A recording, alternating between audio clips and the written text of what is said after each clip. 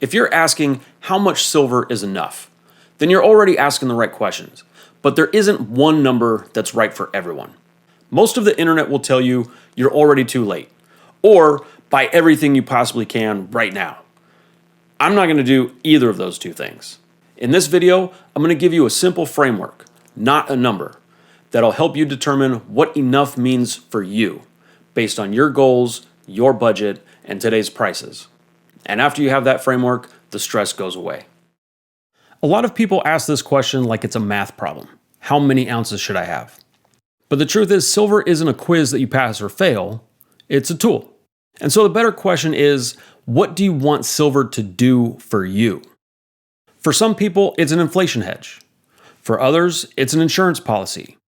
And for some people, it's just a way to get some money out of the system and into something real. And once you've answered this question, the amount that you want to hold starts to make sense on its own. One thing that might be helpful is to break your stack into 3 different mental buckets, where bucket 1 we could call the starter stack. This is like a learning phase where you want to just buy a small amount of silver just to literally get your hands on it, touch it, learn what the buying process is like so that you don't overthink it and get comfortable with that process. I feel like this is important, especially at today's prices, because the goal here is comfort, not commitment. And if you find yourself checking the price of silver multiple times a day and feeling tense about it, this step might have been one that you skipped. Bucket 2, we could consider the comfort stack. This is where silver really starts to do its job for you.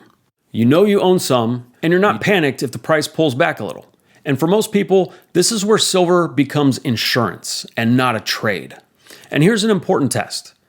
If the price of silver pulled back 20 or 30%, would you still sleep okay? And if the answer is yes, you're probably in the right zone. And bucket 3 is your conviction stack. This is where silver stops being a neutral asset and starts being a belief. And in my experience, you only get here with time and the experience and confidence that that time gives you, and not because someone on YouTube told you so. This is a phase you don't want to rush yourself to, especially not when prices are elevated and emotions around silver are high.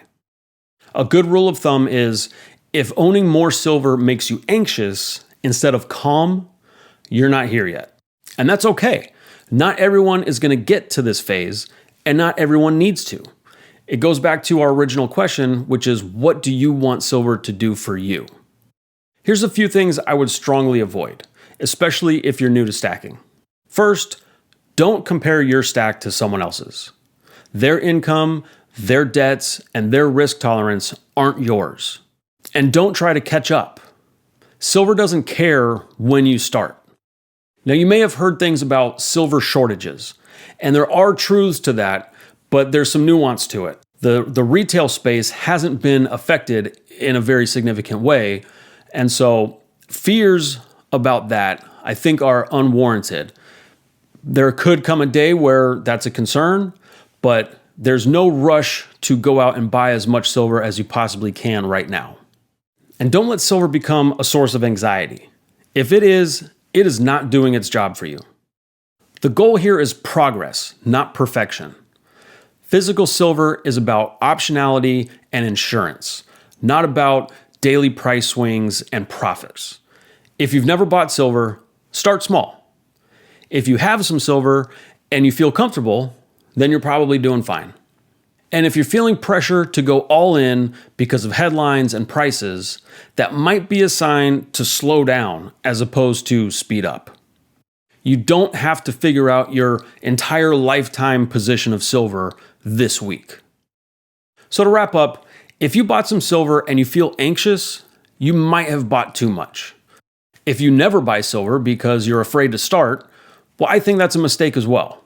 Somewhere in the middle there is your number, and you don't have to figure it all out right now. So if you want calm, realistic conversations about silver, especially for people just getting started, consider subscribing, because that's exactly what we do here. And so hopefully we'll see you next week. My name is Kevin. This is Ounces and Options. Thanks for watching.